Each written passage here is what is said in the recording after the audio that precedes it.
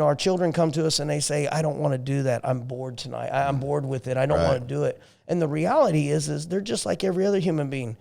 They're in the middle of doing something else and they don't want to break from that. Right. They don't want to break and go reset and restart again. And as parents, we've got to go, hey, I know you are bored with class, and I know you're in the middle of playing your video game right now, or I know Jimmy's come. You want to go play with Jimmy or go to the pool with Jimmy, but look, you always have fun. You always come out of there with a smile on your face. You're always happy you went afterwards. We're going to go ahead and go. Get ready. And I don't care how much fighting they do, because the reality is as parents, it's our job to remind our children what they don't remember.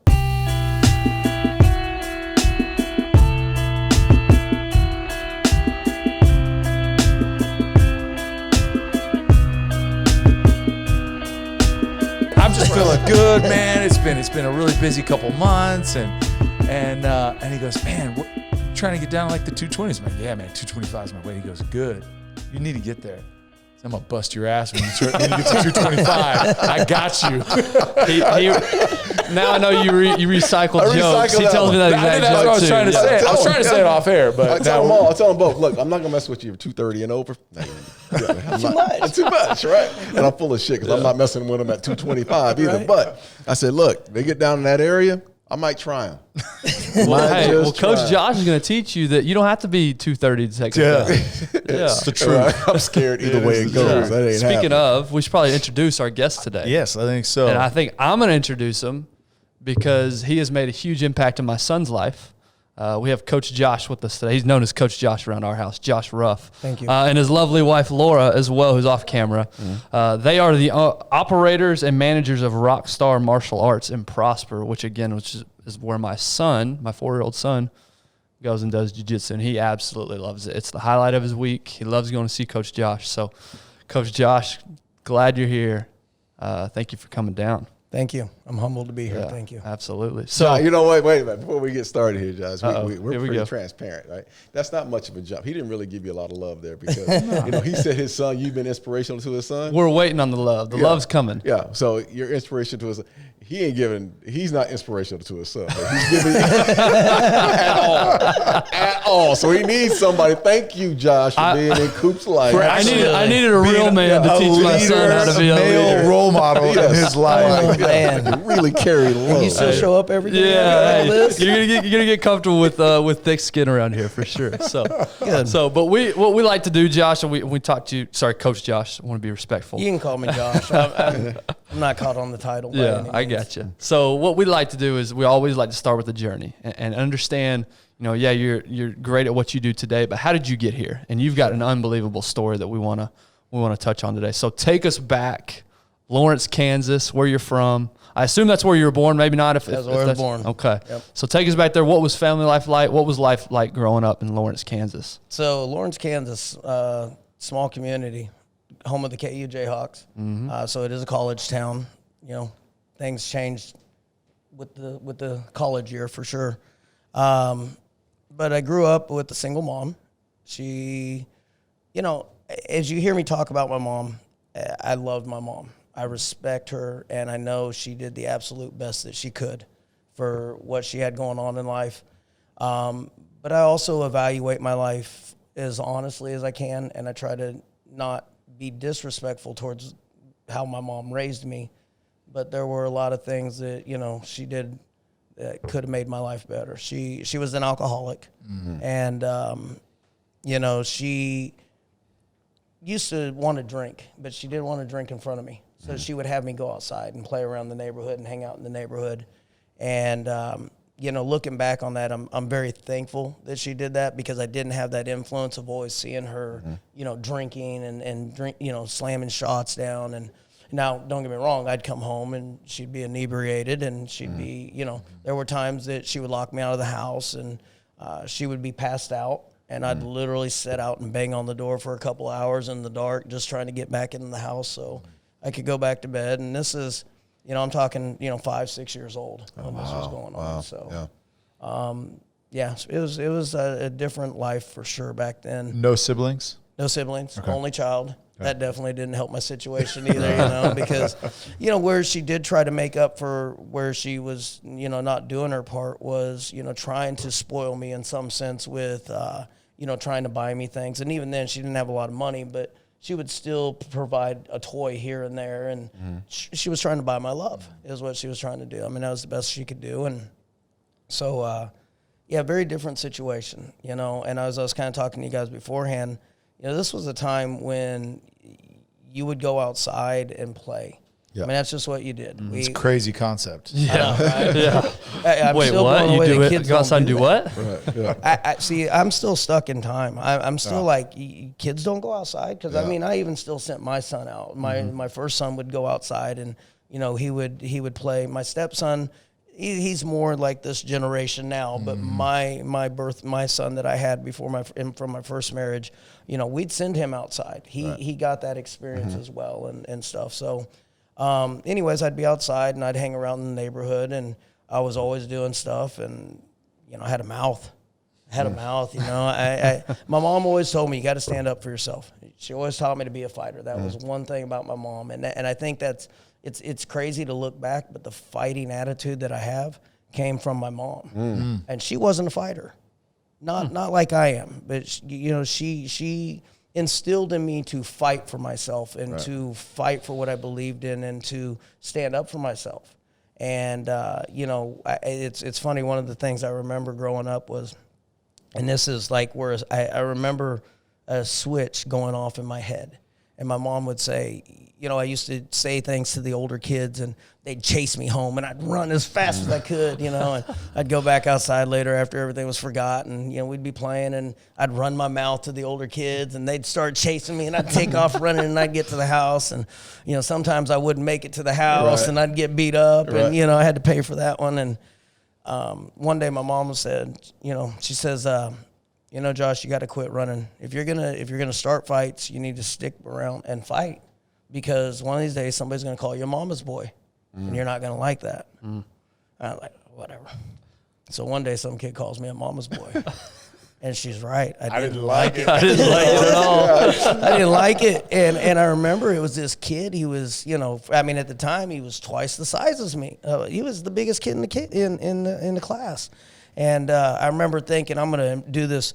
It's funny how we know just how to, like. You had a game plan. You know how to show your strength. Kind of like a cobra opens its hood, right? So it's big. So I pick my bike up and I throw it out of the street and out of the street into the yard of this person's yard. And me and this kid start squabbling and fighting back and forth, and we're beating each other up. And eventually some people come by and they separate us and send us on our way. And but I just remember that kid calling me a mama's boy, and that switch it changed. And literally, I think from that point on, man, if you had words to say to me, we were going to fight about it. It was just, that was how it was going to be. My mom, when I ran home, she wasn't there to defend me. I mean, like I said, sometimes the door was locked. I couldn't get in. I remember getting beat up on we lived in a townhome. And, of course, the front door is just a normal front door, and then the back sliding glass door. And I remember one time, man, sliding glass door was the closest one I could get to, and it was locked. Oh, man. I remember getting beat up right there on the patio. Every townhome had its own patio, and I'm sitting there just getting clobbered on my own patio. Yeah, ain't nothing like having home field advantage and still losing. Exactly. Darren, you've been there before, I've been surely. there a number of times. So was your father in your life at a young age at all? The only memory I have two memories of my dad, and he was gone before any visual memory. I remember being about 3 or 4 years old and being at my grandparents' house, and my mom was talking to him on the phone, and I remember she put me on the phone with him, and he promised me to bring, I got a present for you. That's all you were focused on as a kid. And so I remember being disappointed for many years that he never showed up to bring me this present that he had, you know. So that was one memory that I have of him. And then the other one was 16 years old. I'm out of control. My mom doesn't know what to do with me. She's still an alcoholic, but she's now married another alcoholic that's in the life. And so I'm losing my mind. I'm getting to an age where, you can't tell me what to do anymore. You're not going to tell me what to do anymore. I may not be an adult yet, but you got to make me, and you're not big enough to make me. And so my mom called she calls her ex-mother-in-law and, my grandmother and finds out where my real dad is and gets him on the phone. And then we had another conversation. And, I'm already angry at the world and not listening to my mom who I would have told you then I loved her. I wasn't, I just was out of control. You just weren't going to tell me what to do anymore. And now she puts me on the phone with this guy who, in my mind, didn't bring me a present when I was 3 years old. I'm still waiting for this present. So, we don't really have much to talk about, right? And I do remember he starts talking to me about, God, and he was a Jehovah's Witness. And I remember my mom being kicked out of the Jehovah's Witness church. And I remember there were certain kids in the neighborhood that couldn't go anywhere with my mom in the car. Like back then, if you wanted to go to the pool, one kid's parents would drop you off and one kid's parents would pick you all back up. And if my mom was the one driving, they couldn't ride with her. And it was because of her being excommunicated from the Jehovah's Witness church. So, then he's talking to me about how he'd been accepted back into the church. And, it was above and beyond, they'd been kicked out because of drinking and because of divorce and all this stuff. And so, he's talking to me about this stuff, and I'm like, and I know what he's doing now. I get it. I have found God now, and I understand, and it's not Jehovah's Witness. I'm a Christian, Christian man, but I understand what he was trying to do. But it's hard. But it's hard when I haven't spoken with you since I was 3. Exactly. Like there's no trust. There's no, whether you're my biological father or not, there's no trust. If anything, he pushed me further away. If anything, it just made me go, man, if this is what people from God are like, I don't want nothing to do with that. So, that wasn't a good conversation. My mom had me talking to him about how, she was going to send me to him. And I was just like, you're going to send me to him, I'm just going to kill him. And you're going to visit your son in prison. I mean, I had a lot of anger. So it was very tough as a child. So up to 16, when did you get involved with martial arts, or what was your outlet? Like, did you have, or was it just, I go to school and I fight? Was there an outlet that you had that you were like, okay, hey, look, I'm passionate about that? Where did you express yourself, I guess? Where did that anger come out? So, dealing with all the bullies, I was probably, and I always tell this to the kids at school. When I was 5 years old, I had to walk, it was roughly 9 blocks to get to school. I mean, everybody did it. So it wasn't like I was the only 5-year-old out there walking to school. Then I would have to go to a daycare because I was only in half a day of kindergarten. But as I got into first and second grade, I started having to walk home. Can you imagine having Cooper walk 9 blocks to school right now? See, that's weird. I can't, but I'm like you. I did the same thing. I walked to school. That's exactly right. It's so weird how in just one generation, a few short years, we've gotten away from that. But anyway. Yeah, no, you're I look at the kids every day, and I'm looking at them, and I tell the story, and I'm like, man, there's no way I wouldn't send any one of you guys down the street right now. He needs a few more years with you before I send him off. Yeah, so I look at the kids, and it's mind-blowing to me what I did. But, I'd be walking home at, first and second grade, I started walking home. My mom couldn't afford the daycare anymore. So, I'd have to go home. I was a latchkey kid, and she had a key hidden for me, and I'd have to let myself in the house, lock the door, don't answer the phones, don't answer the doors, and wait for her to get home from school or from work, and then I would be allowed to go do whatever. And so I was kind of talking about this earlier. I don't know if I had already been put into Taekwondo or if the Karate Kid came out and then my mom found Taekwondo for me, but right around that same time that the original Karate Kid came out with Mr. Miyagi and Daniel Lewis. Wax on, wax off. Yeah, wax on, wax Daniel-san. off. Yeah. I had gotten into Taekwondo and started learning how to protect myself that way. And, the Karate Kid provided hope. For a kid who doesn't know the Lord and doesn't understand that life and who doesn't have a man around, that movie provided me inspiration. Hey, here's a kid who's dealing with 5 other kids that are beating him up, and at the end of the movie, he's redeemed, and he's able to at least have that respect that we're not going to pick on each other. And of course, they did more movies, and you got to see Daniel grow through that process. Man, that spoke to me. Yeah. That spoke to me, and so I did the Taekwondo for. I want to say I stuck with it for about a year. And then I got into this, well, Mom, I'm bored with it. It wasn't going the way I expected it to, right? I wanted to be a black belt, and I'm only a yellow belt. It's taken, I got 2 stripes on my yellow belt, Mom. Yeah, I want to know. I wish I had 2 stripes on my yellow belt. I had a yellow belt, and so, I eventually, convinced my mom to let me quit, and she was constantly telling me, look, this is how you learn to protect yourself. This is, I can do it. I can protect myself. I know how to fight. And, so she let me quit. And that was always one of those things that it kind of rode with me, because I really did want to be a black belt. Everything that I understood in my child mind of, what a black belt was. And, Mr. Miyagi was kind of the representation of that. Right. And you're kind of like, okay, I want to be that guy. Now, at the time, I would have told you I wanted to be the Karate Kid. Right. Never in my life would I have imagined that the goal was Mr. Miyagi. Mr. Miyagi, right? Yeah. So that was kind of how I got into the martial arts. And I always kind of practiced it. It was not one of those, it was one of those things that, like, me and my friends, we'd watch WWF. Oh, yeah. And, man, we'd be outside beating each other up. I mean, trying to, we didn't have rings, but we had jungle gyms. And, man, we'd jump off the jungle gym on each other. Because I remember that. That was when, there was still a question, is that real or fake? Yeah. You're young enough, you're not. I'm pretty sure it's fake, but it might be real. So we're just going to pretend that it's real. Didn't you see how that guy bleeds, man? You can't fake blood. He's got razor blades in his sidebar. Who were the big wrestlers when you were growing up watching as a kid? Obviously, the original was Hulk Hogan. After that, I absolutely loved the Ultimate Warrior. He was just, man, he'd get in there and freak out. And I think like Ravishing Rick Rude was another name, and then Randy Savage. Ric Flair. Ric Flair. Bret Hart, the Heartbreak Kid. The Heartbreak Kid. Yeah. I threw a documentary on the other night of the Heartbreak Kid, and Laura looks at me and goes, I don't know who that is. I'm like, you don't know who Shawn Michaels is? Shawn Michaels. And she's like, nope. And I'm like, find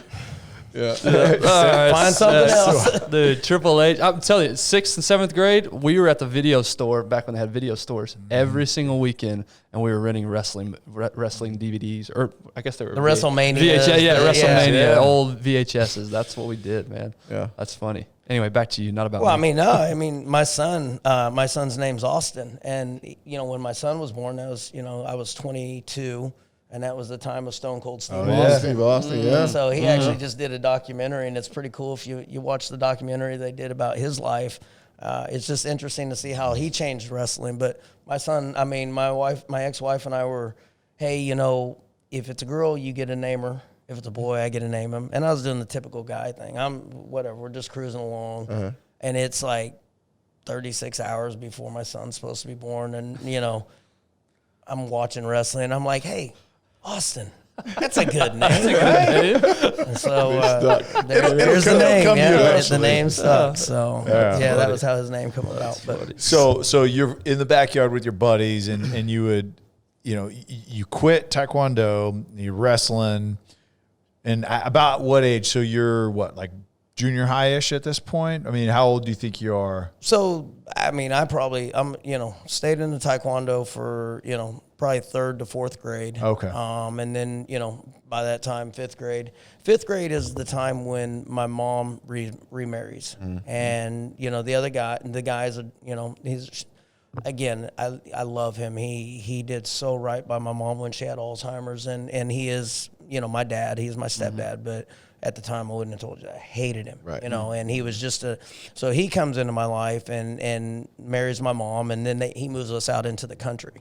So now we move out of Lawrence, where all my friends are, and I moved out into the country, and my closest friend is 3 miles down the road, and we're talking countryside. It's not like, there's stuff in between here and there. And, so then I grow anger towards him because well, I'm now stranded out here with nobody, and you guys are all just getting drunk around me. And it was, now I kind of got to see more of what I was missing all the years that I lived in town. Because in town, even when he came along in the beginning, when they were drinking, I wasn't there. Right. I was outside playing you're with active my friends. then, So now I kind of get to sit in and see what's happening, and I get to hear all the noises that come with two people drinking and the attitudes and the fights and everything that come from it. And so about the time I start driving, and that's a time when you get your driver's license at 14, and mom's got me there the first couple of weeks of being 14 years old, because she doesn't want to drive me around anymore because she's busy being drunk. And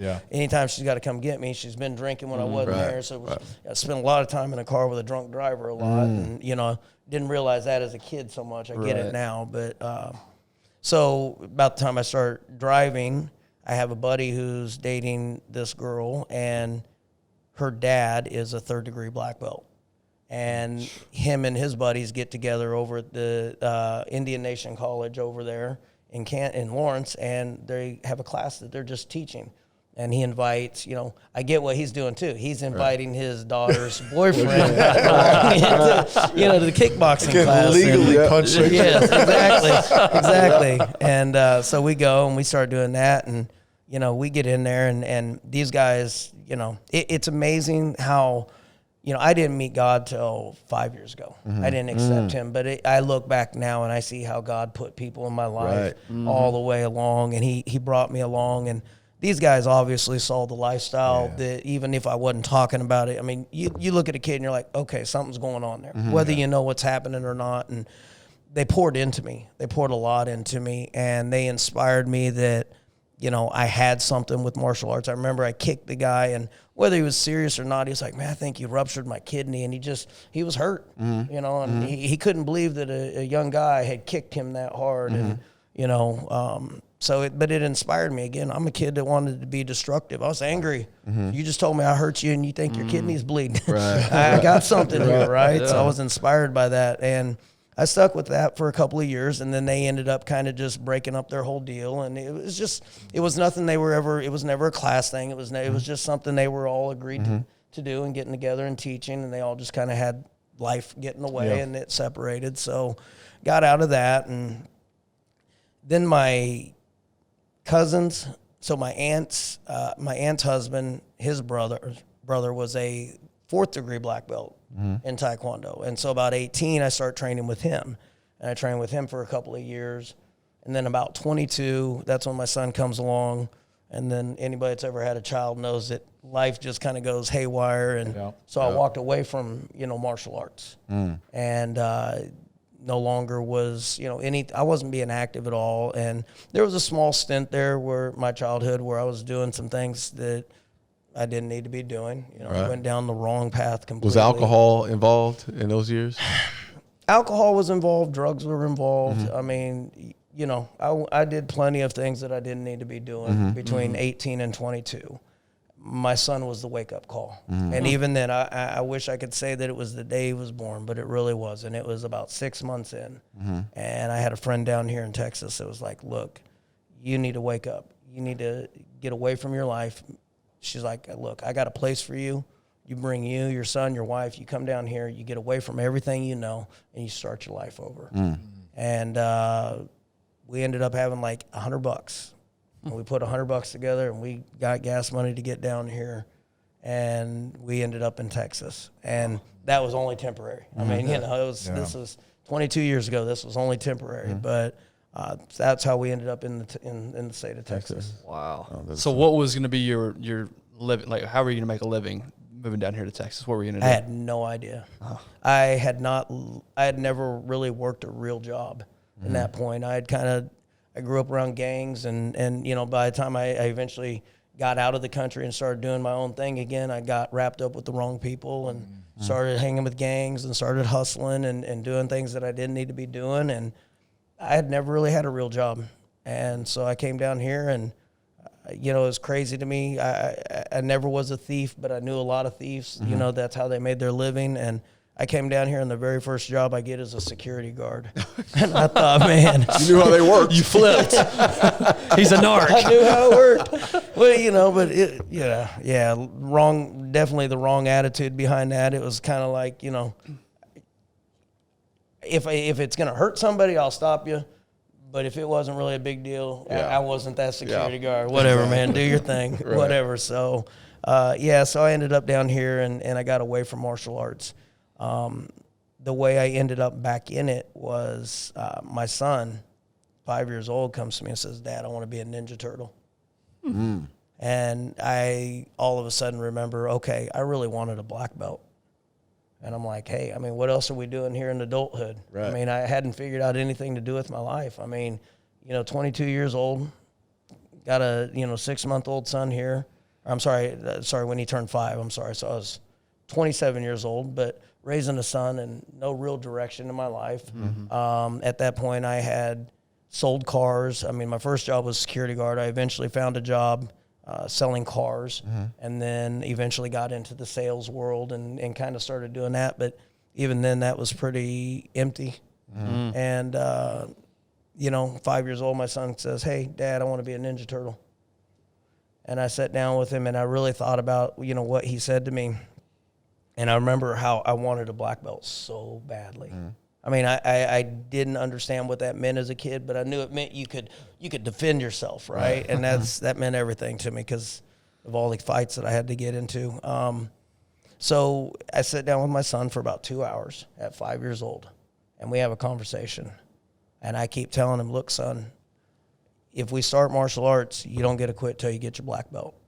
There is no quitting." Mm. And he goes, "Okay, Dad, I understand." And he's like, "I want my black belt." I'm like, "Look, it may take you 5 years to get a black belt." Mm. "That's okay, Dad." "Okay, but I'm going to tell you, in 3 years, you're going to come to me and you're going to say, 'Dad, I didn't know what I was agreeing to.'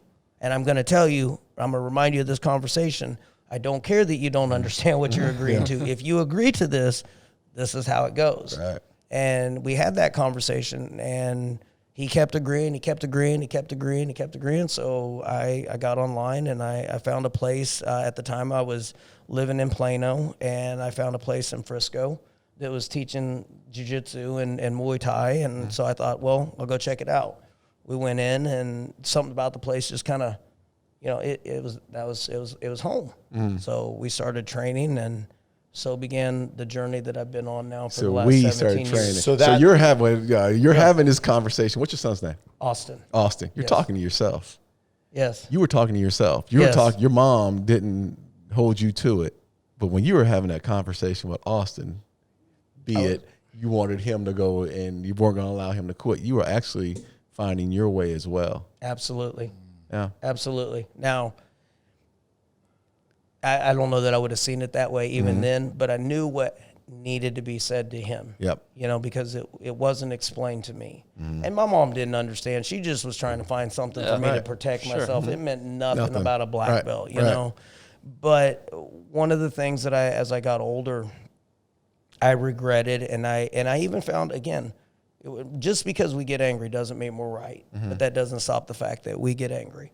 And I got angry at my mom. I'm like, why did she let me quit? Yeah. Because she knew what this meant to me. She knew, but I wore her down. I wore her down. I did what every kid does to their parents. I ground her, and I ground on her, and I ground on her. And she just couldn't, she's a single mom, and she's an alcoholic. And, it was easier for her to not have to do that drive because, she wouldn't be drinking. Man, there's so much into that. Yeah. Because I've been through this same situation with my kids, my two boys, where my oldest always says, "Why'd you let me quit basketball?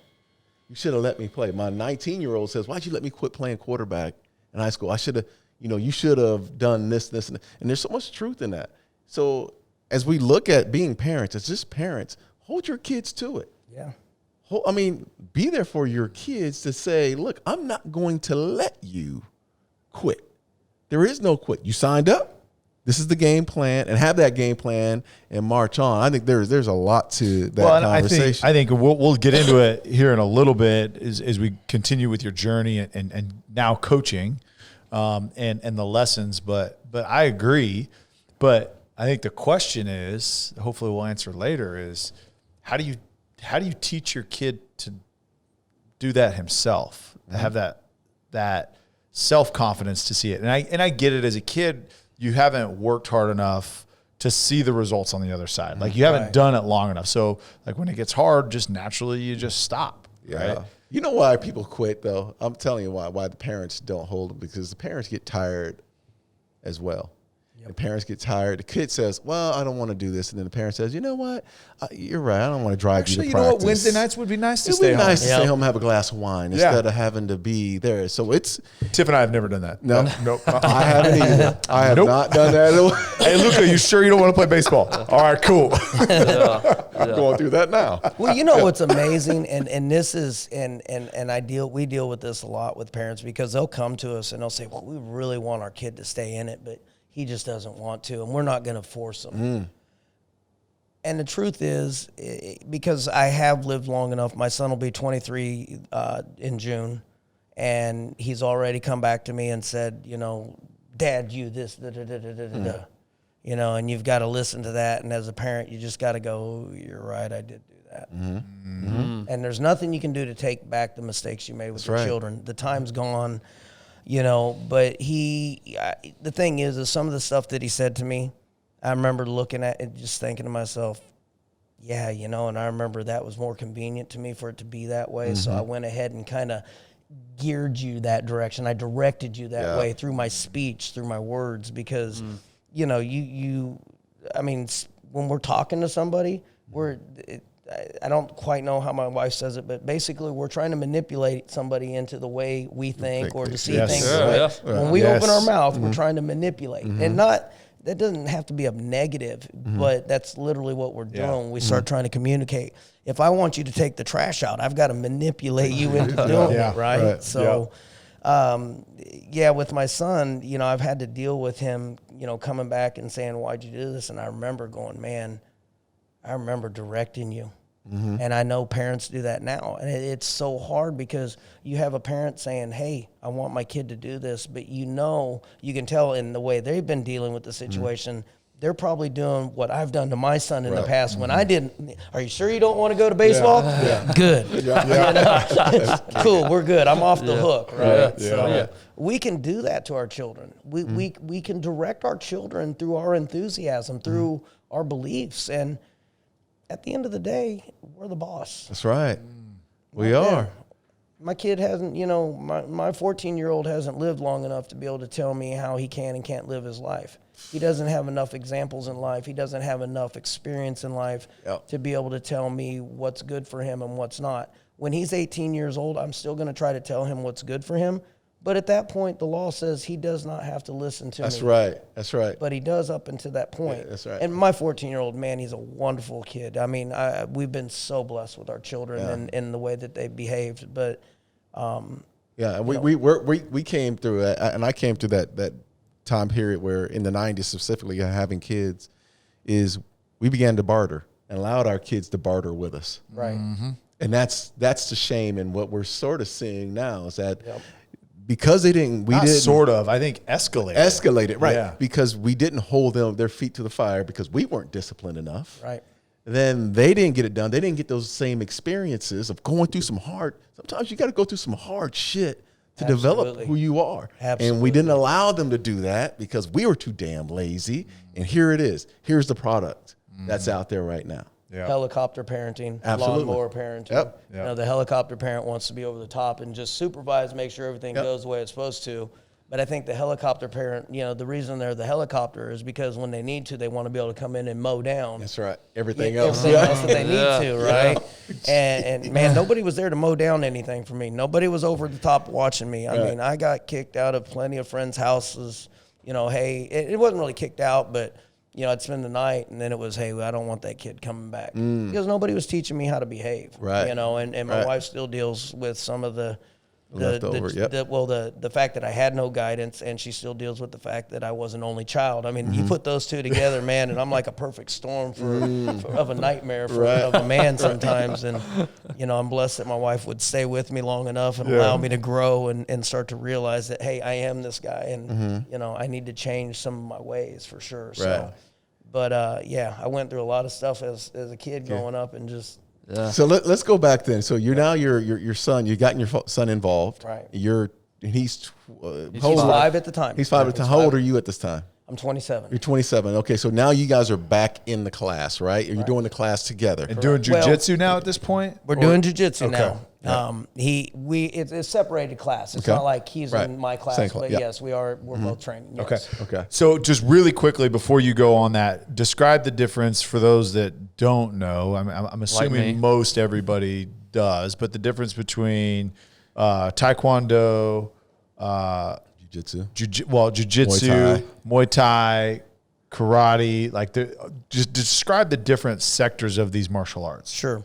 Basically when it comes down to it, you've got 2 styles of martial arts. You've got your striking martial arts and you've got your grappling martial arts. When you're talking about Taekwondo and karate, they can come across as very similar. They are very different. Obviously because of the countries they come from. Karate's from Japan, Taekwondo's from Korea. Taekwondo is more known for its flying kicks and its fancy kicks and a lot of kicking. Karate is, one of the things that I've known about karate. I've never actually got into a lot of karate, but one of the few things that I have figured out about them, those men were tough. They beat each other down. There was no gloves in karate. There was now you couldn't punch each other in the face, but man, they'd hit each other as hard as they could in the chest. Right. And they would add in leg kicks where you could kick each other in the IT bands, which is just one of the most miserable feelings in the world. And, they did that old school hitting bricks and hitting trees. And, karate, I think, is where I, heard the whole term of whatever you want your fist to feel like, that's what you need to be punching. So if you wanted your hands to feel like steel, you need to be punching steel. If you wanted your hands to, and they would have like these buckets of sand and sit there and dig their hands in, and it's just toughening up their hands. And so that's about all my understanding of karate. Muay Thai is from Thailand. And my fascination with it actually came from the movie Kickboxer. Oh, yeah. Jean-Claude Van Damme. Dennis Alexio. Yeah. Dennis Alexio's from my hometown. Yeah. Oh, yeah? Oh, yeah. Nice. Yeah. So Los Angeles, right? Backsville. But yeah. Thanks, man. So, actually I saw that, and that was different.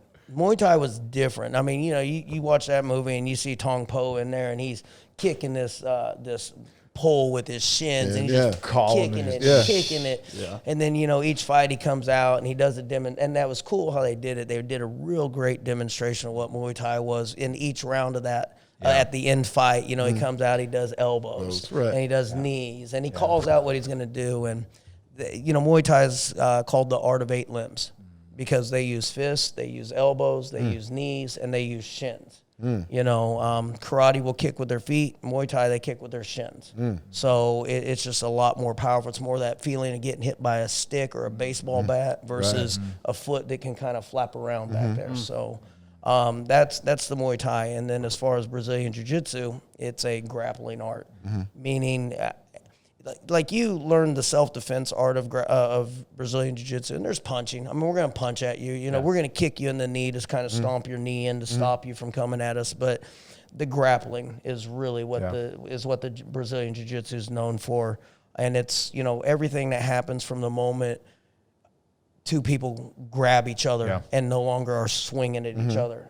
From the moment it's you clinch up together. Right. And Muay Thai covers a lot of that as well. Muay Thai adds in the clinching where karate and Taekwondo don't necessarily allow you to clinch your partner distance, in. Right? Yeah, it's more from an outside distance where Muay Thai will fight outside, but they'll also fight halfway and they'll also get right inside and hug each other and really fight in the clinch. And so Jiu-Jitsu and Muay Thai kind of complement each other in that sense, but then Jiu-Jitsu goes further as it hits the ground. Right. Yes. And that's where you start learning what's happening down on the ground. It's about, I think Hickson Gracie said it best.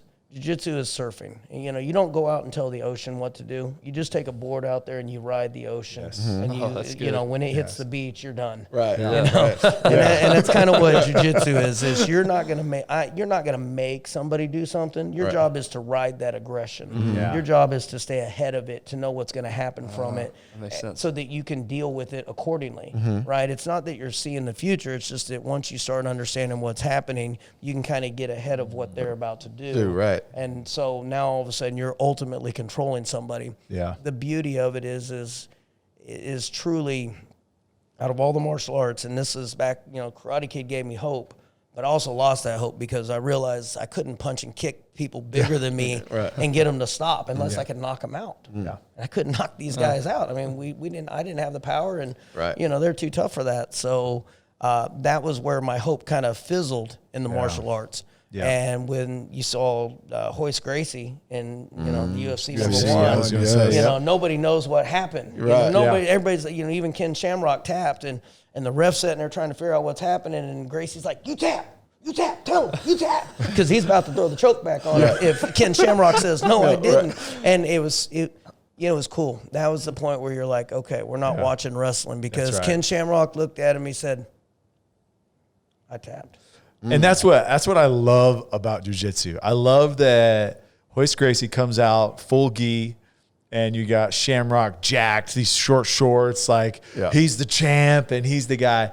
And I don't want to say effortlessly, but like what he, like you mentioned, the surfing, what he was able to do to Shamrock and really every opponent for years to come from there in the UFC is, whatever you do, I have a counter and I have a submission associated with it. Like there's nothing that you can't do, because I think you mentioned it, right? Is every fight I got into, like it starts with punches.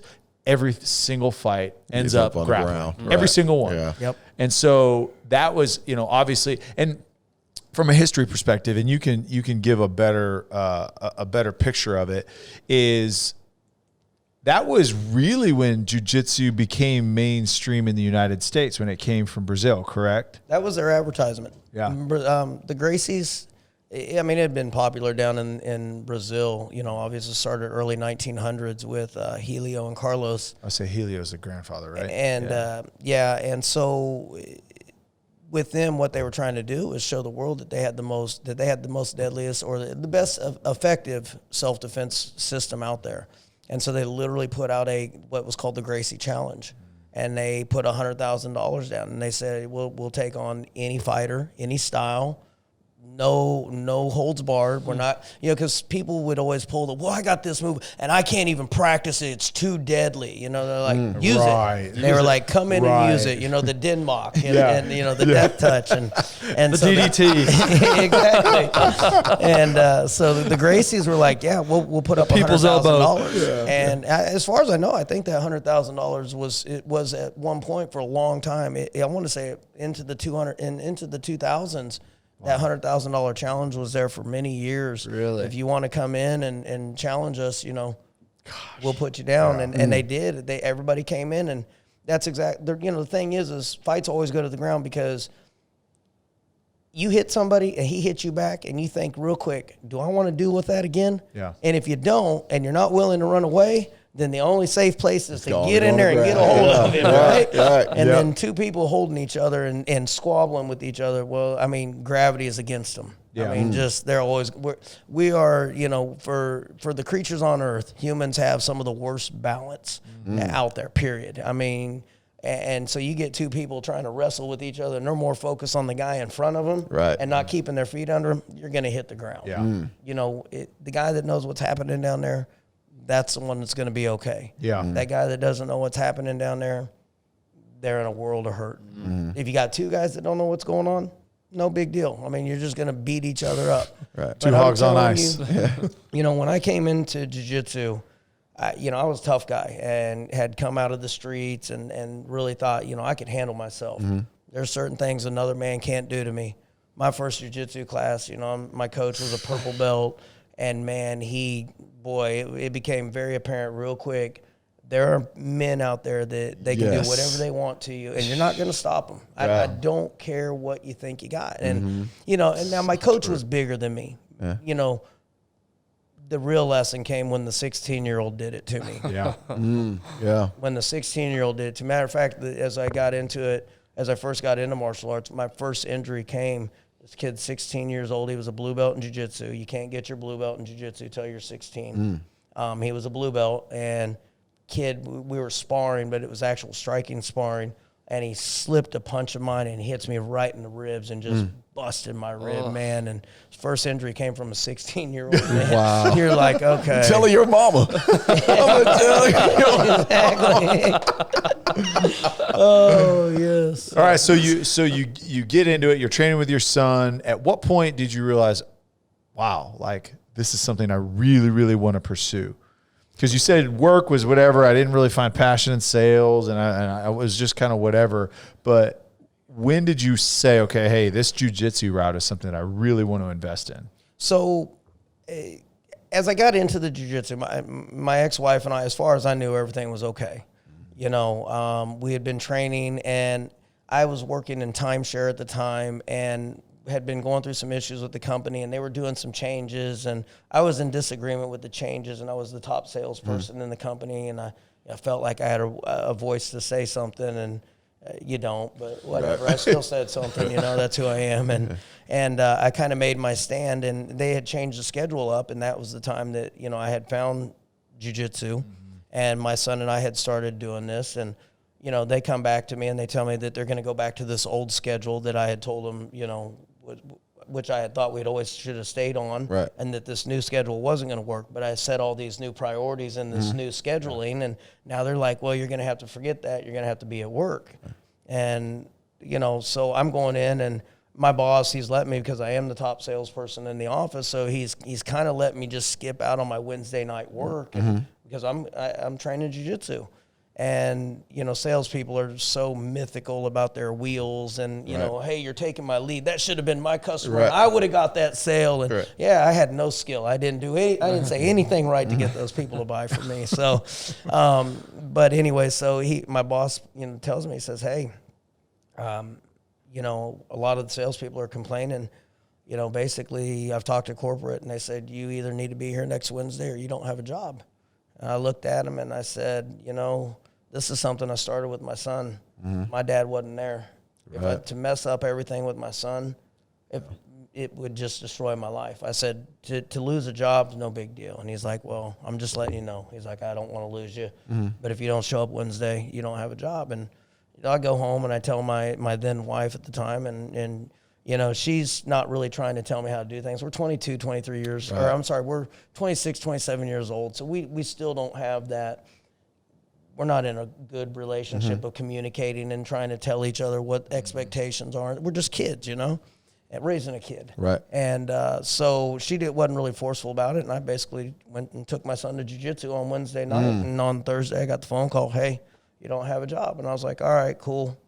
And that, you know, there were a lot of other issues that were building up to it, but that starts breaking down my first marriage. And then, you know, I go out and I get some other sales jobs, and, you know, I don't like them. I'm not enjoying them. So I'm quitting them. And, you know, my ex-wife, she says, you need to figure out what you're doing with your life, you know, and that we start going through a separation. And this was 2004, and we had started March 8th of 2004. By our anniversary in October of 2004, she goes out and has dinner with another guy, and I'm off doing whatever I'm doing on our anniversary. So, you know, by that time on our anniversary, we're gone, and by February 2005, I'm moving in with a friend and separating from her, and she's still playing we're going to separate, and she's dating another guy, and we're going through all that stuff. And, you know, I'm training with my son, and I'm keeping that consistent. I'm making sure that he and I are always there training. And so we do that for, you know, about a year. My ex-wife and I finalize our divorce, and, you know, I'm training at 2 gyms now. You know, I'm not only training at the first gym where I found all this, but now I'm at a strictly Muay Thai gym, and I'm learning Muay Thai. And, you know, I just remember being in there and just looking around. I'm like, man, I love doing this. I mean, literally, I was training a part-time job. I was working a full-time job, and then I'd come in and then train for another 20 or 30 hours a week, you know, as much time as I could get on the mats. And I just remember sitting there, and my mom's like, you know, you need to figure out what to do with your life, saying the same thing my ex-wife was saying to me, you know. And I'm like, Mom, I think I could imagine myself, you know, at a gym every day. I could imagine myself in here teaching people.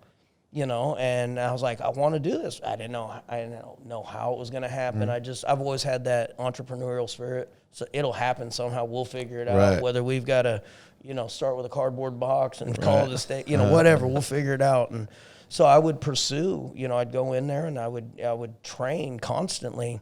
And so I would say somewhere about 2006 is about the time the dream was born. The dream that I'm living now was about the time that I was just like, this is what I want to do. I don't know how it's going to happen. Where was the moment? Where were you when you decided in 2006? I was sitting on my couch in my apartment in Plano, and I was having a conversation with my mom, and as I was verbalizing to her what I could see my life being, it was coming together, and I was like, okay. Didn't have a clue how it was going to happen, but yeah. So I was sitting on the couch just having a conversation with my mom, and it was, you know, my mom, her Alzheimer's kicked in about 2008, 2009, so this conversation's 2006. So it's getting to be closer to the end of some rational conversations with my mom, and so I just remember telling her I could see my life being this way, and, you know, it kind of started working that direction. You know, there were a lot of times that, I was talking about this kind of before, I literally would choose training over going to work. It felt more important to me. And my sacrifice literally was that I didn't care about my income. And I mean, you know, I mentioned with my son, you know, I always kind of looked at, well, he could live at his mom's. His mom's got a house. Right. His mom and the guy she's dating, they've got a house. They've got a room for him. So if I just completely fall on my face, I'll live in my car. I have no qualm. You know, I'm just that guy. What is it? What was it about? And it was Muay Thai, right? So that's where you were. What was the passion? What was it? Was it teaching? Was it the self-discipline within? What was it that held you that way? You mean, what do you mean by? I mean, like you were willing to give up everything. To give up everything. Because I was angry. I was angry about my childhood. I was angry about my divorce. I was angry because I thought life was going to go this way and it went a different way. I was just angry. And, you know, in Muay Thai, you could go in and just smash pads and just smash bags and, you know, smash people. And, you know, that's not really how I want my students to be. But at the same time, the gym I was in, it was a Muay Thai gym. And when you get into like Muay Thai with a Thai person, you know, my Thai coach couldn't speak hardly any English. You know, but man, it was Muay Thai, and you're in there smashing stuff. And I mean, it was about being tough. Right. I mean, at one point, you know, I had read about a guy and a way to toughen up my shins. So I literally went in and I would take a beer bottle and I'd put oil down the front of my shins and I'd just sit there and grind my shins for, you know, 30 minutes till I couldn't feel it anymore. And then I'd do it to the other one for another 30 minutes. And I'd do that every night because I was tired of my shins hurting. And I mean, you know, so. Did it work? Oh yeah, man. People. It's called calcium deposits. Yeah, exactly what it's called. Yeah, people get hit by my shins and they're like, "Look what you did." I'm like, "I didn't do that. I didn't feel that." And they're like, "No, you did that." And I'm like, But yeah, so it was the anger. The anger would drive me, and it was the fact that I had some. I mean, you go in there and.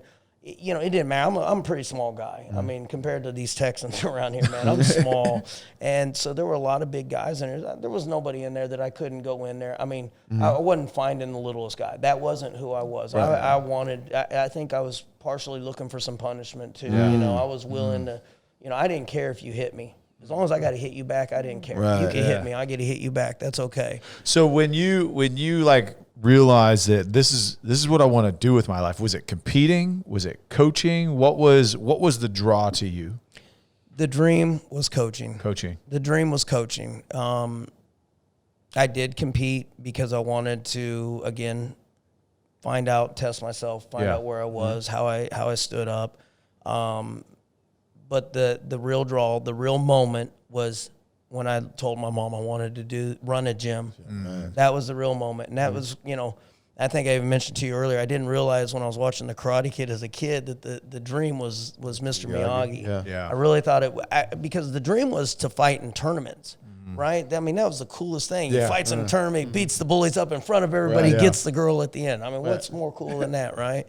But that's, you know, not a reality. I mean, it can be, but not the whole get the girl and everything's good, you know, but you could compete. But so in the beginning, it was cool because my first competition was in 2005. And I was like, wow, I'm doing, you know, I'm competing. What, I mean, I'm in a martial arts competition.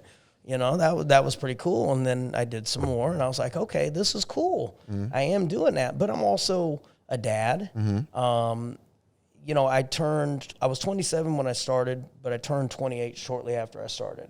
So I'm already getting into my 30s. And my Muay Thai coach, you know, in Thailand, the way they do it, if your family doesn't have a lot of money, they take you, they drop you off at a Thai camp.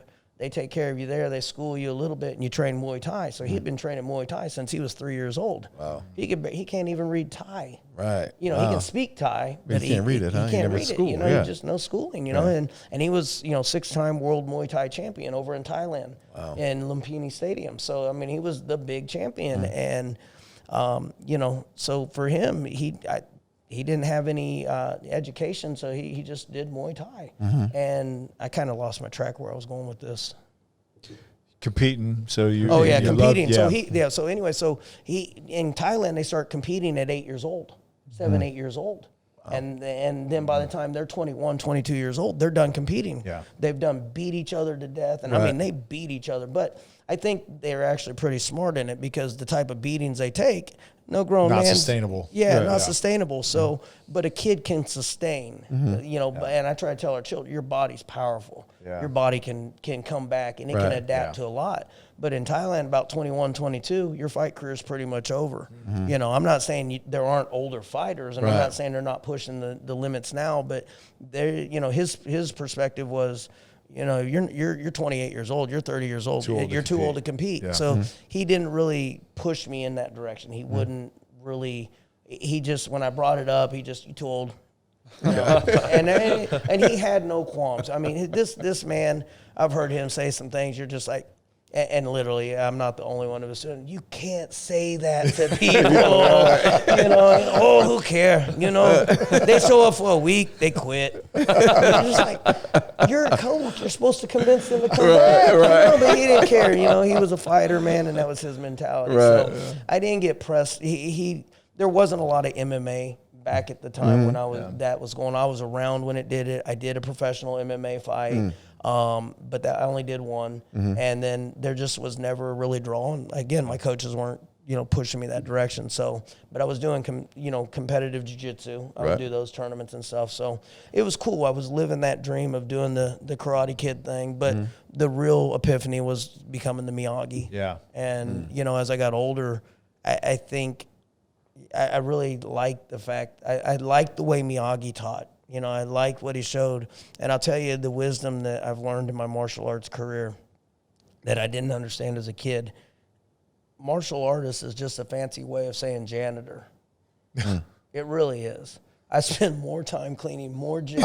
I cannot. I didn't know which way you were going there. I was like, there's going to be some lightning metaphor here. That is going to be so amazing. Well, you know, you watch the Karate Kid, right? Yeah. He's cleaning. He's painting the fence. He's wax on, wax off. He's painting the house, man, and sanding the floors. And you're like, man, he's just doing a lot of chores. And you're like, you get into the martial arts world.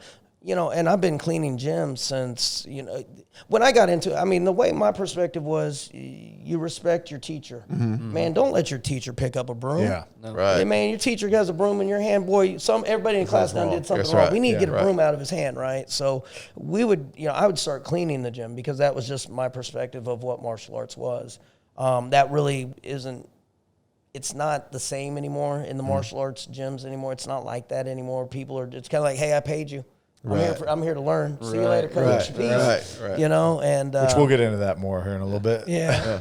So you know, it's kind of changed, but that movie's so right on because that's really what martial arts is. If you're going to really spend some time in the martial arts world, if you're going to run a facility, you're going to spend a lot of time cleaning. Yeah. You know, if nothing else, because in the beginning, you're like, man, I can pay somebody this much money, or man, I'm working to try to pay the bills. I think we'll keep that money in the pocket and we'll start cleaning the gym, you know? Want to take a quick break from the episode and tell you guys about a brand new partnership. Because you guys listen to the podcast, companies are now coming to us and wanting to be a part of this. Yeah. And that's 100% because of you guys. So wanted to tell you about an exciting new partnership. Man, this is a great partnership, and it's a long-time friendship that I've had with Choctaw Casino and Resort, located in Durant, Oklahoma, just across the Red River here.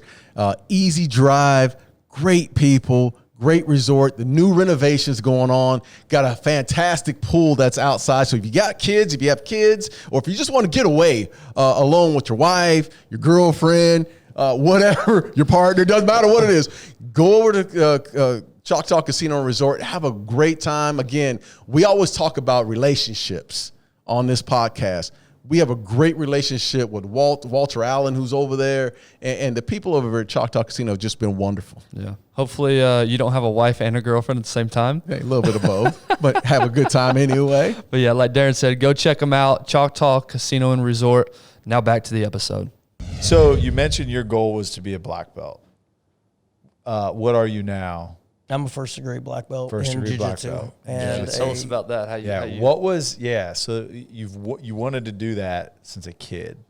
What was that experience like, finally getting to that? Well, let me go back, because I actually got a third-degree black belt in what's called my grandmaster. He had so many, because I have others, another teacher that I've dealt with as well that I've gone to for all kinds of training, and he's a 10th-degree black belt in Kung Fu Sansu.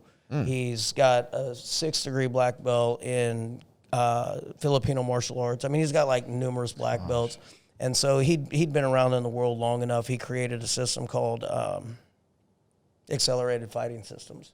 And so I've got a 3rd-degree black belt in that. And I actually got those black belts, the 1st, 2nd, and 3rd degree, before I got my jiu-jitsu black belt. Okay. I just got my jiu-jitsu black belt 3 years ago. Wow. So I had to be a black belt for 3 years to get the 1st degree that I just got. So I'm just at my 3-year mark of being a jiu-jitsu black belt. Wow. So walk us through what that is like to get the black belt.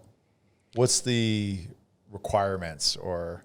Man, so jiu-jitsu is very different, where karate and taekwondo have these traditions, and they're like, you need to know this, you got to show this, it's got to look this way. Yeah. Jiu-jitsu doesn't have that, because my body's not the same as yours. Your body's not the same as theirs. We're not going to do things the same. We're not going to be able to. Yeah. It's more, there's a concept here. Don't get me wrong. I teach you a step-by-step technique, but there's a concept here. And it's the concept that you have to understand more than the steps, because, again, I'm a smaller person than you guys. So to show you how to do something, I mean, you can emulate and copy what I'm doing, but it's not going to be the same. Yeah. So with jiu-jitsu, there's not quite the same structure. You're starting to get where people are putting together tests. They're starting to put together what they call a test for the blue belt and for the purple belt and for the brown belt.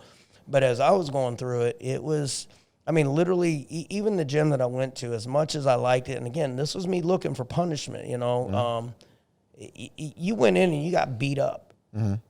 Oh, you came back? Cool, we're going to beat you up again. Right. All right, you get beat up again. You leave. You're back again. What's your name? Right. Get beat up again. Come back to ask you again, what was your name? You keep showing up, and they're like, man, this guy, he's taking a beating. Literally, that was what it was like in the beginning back in 2004. It was still pretty savage about walking on the mat. They're going to beat you up. They're just going to beat you up. They did not care. There was nobody coddled you on the mat. And don't get me wrong. I mean, people and coaches nowadays, we coddle our students because we want them to stay around. Man, it takes a special person to be willing to go through some of the beatings I took and still show back up. Right. So it was tough. There was no structure. You became a blue belt when your coach looked at you and said, you're a blue belt. And there was no day to it. There was no month. There was no, hey. You just keep showing up. You're getting there. You're getting there, buddy. You just keep, nobody was patting you on the back telling you good job. Matter of fact, they're just, telling you what you did wrong. And that's all you're ever hearing, what you did wrong. So you're like, is this blue belt getting anywhere close? Right. And then you and the thing is, and here's the thing about jiu-jitsu, it's the first belt. Blue belt is the first belt as an adult. So you go from white belt, you get 4 stripes in there. Or if your coach doesn't give stripes, then you just go from white to blue. The stripes kind of give you, hey, I'm progressing, right? But the blue belt is your first, okay, I've done something. Your coach recognizes, okay, you've learned something. You're doing something here that looks like jiu-jitsu, right? Not just some guy flailing around on the floor. And so you get that. And what it takes usually for somebody to get to blue belt, and so many people quit at blue belt. We call blue belt the black belt of quitters because it is the belt where everybody gets to it. And is there any right answer why people quit? Not really, but I think, from my own experiences, enough as a blue belt, you're kind of, if you're not in an advanced class, you're probably beating some people up in class, so you're feeling pretty good and confident about yourself. You got some skills. You're got other things coming up. You've taken a real beating, man. It took me 2 years to get here. You're telling yourself, you're like, man, I've been doing this for 2 years. Yeah. You start questioning it. Is this really worth it? What am I going to do with this? What's this going to do for me? And, so people, for whatever reason, they get dragged away. Or, if you get a guy who starts as a white belt and he gets his blue belt and he starts dating somebody because he's got this confidence now, right? He gets a girlfriend and he gets what we call, wifed out of jiu-jitsu, That's my problem. I'm wiped out of it. I just got wiped out of it. I beat you guys all up. Yeah. I got wiped out of it. So you get wiped. A lot of people get wiped out of at blue belt. And then there's just, other obligations. And, I tell students, you've got to make it a priority. You've got to set aside the time. And what I think really happens is at blue belt, you've been fighting enough on the mats, you get injured. And then what happens when you get injured is you have to take some time off. I'll kind of cover my thoughts on that, but you have to take time off to heal. And so what do we all do? I usually train on Tuesdays and Thursdays, but I'm injured. So maybe I'll just go out with honey tonight and we'll go have dinner. And then Thursday comes your other night that, you're like, I'm still injured. So, maybe we sit home and we, go get Blockbuster, obviously further back in time, right? But nowadays it's Netflix. So, what happens is you start going that route. Well, what happened was you had that time set aside where you were showing up to class. You got injured. Now you didn't show up to class, and you filled that time block again. And it's so hard to figure out when you've got all these new things, and then especially if it involves another person who is now looking for the expectation of that time. Now you've got to break away that time again to go back to doing what you're doing. And so I think there's a lot of reasons why people quit at blue belt. But then if you push through it and you do get to purple belt, I always tell my students, a purple belt has the same skills as a black belt. It's just the amount of time that the black belt has been perfecting and training and working those same techniques and skills. And so you can see a good competitive purple belt beat a black belt.